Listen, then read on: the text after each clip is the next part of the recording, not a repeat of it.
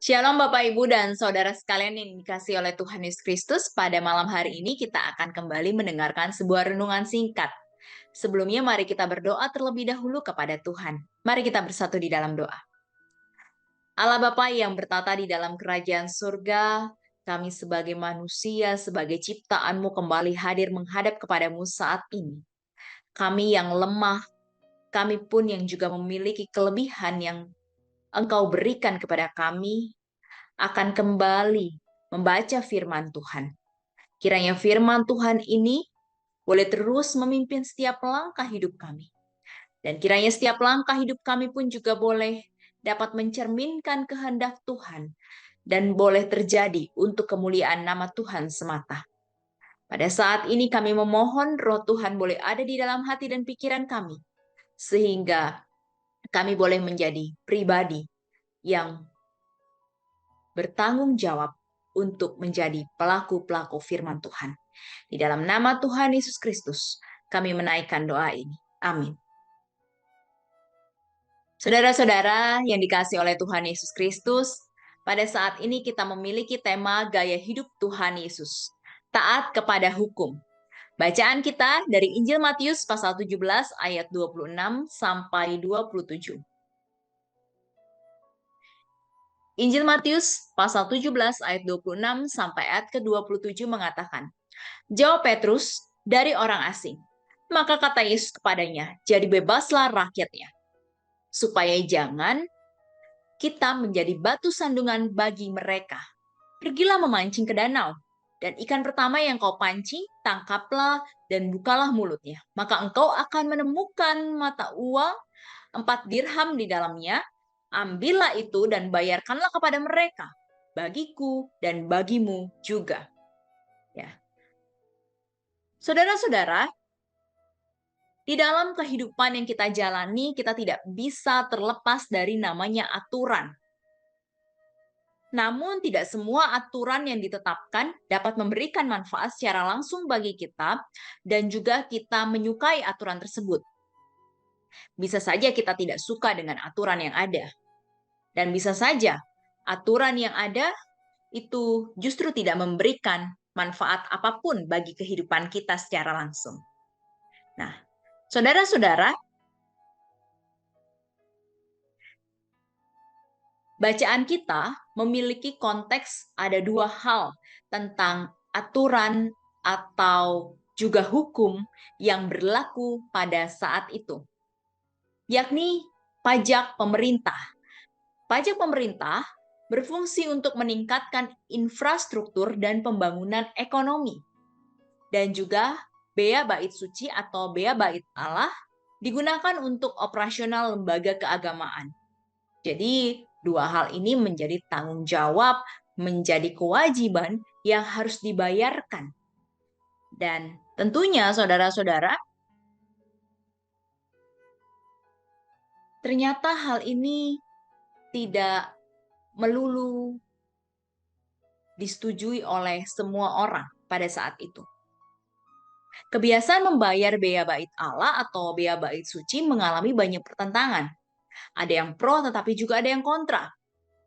Ada yang merasa itu bermanfaat, tapi juga ada yang merasa bahwa itu tidak bermanfaat. Sesungguhnya, Yesus yang adalah anak Allah, tidaklah wajib membayar bea, bait Allah atau bait suci. Karena bait Allah itu adalah rumah Bapaknya. Tentu, ia tidak memiliki kewajiban sesungguhnya seharusnya di dalam tanggung jawab ini.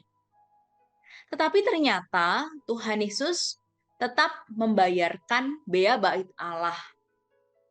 Ia tetap menaati hukum atau aturan yang berlaku pada saat itu. Yesus bertindak bijaksana.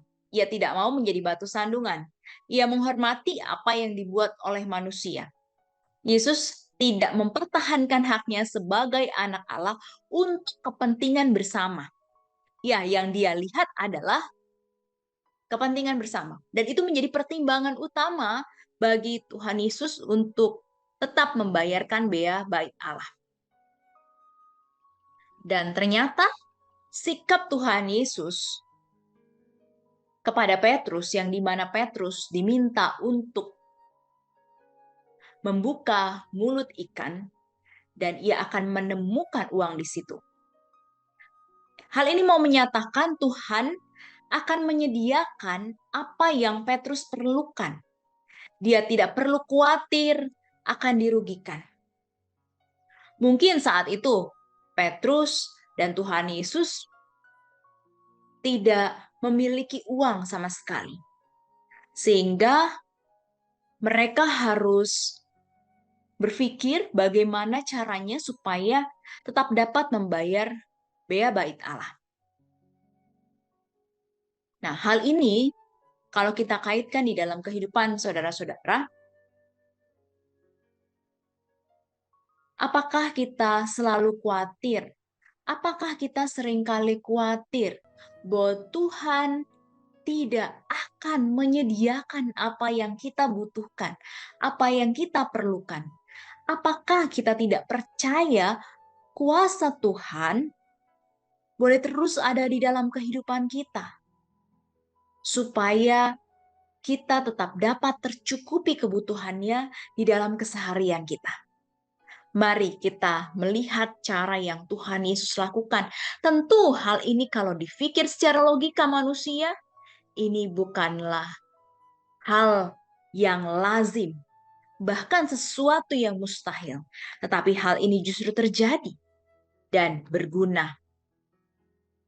Saudara-saudara, apa yang dilakukan oleh Tuhan Yesus, ia tetap taat pada hukum. Ia menghargai apa yang dibuat oleh manusia, aturan yang ada. Dan juga Petrus yang boleh taat akan ucapan Yesus. Akhirnya ia juga boleh menemukan uang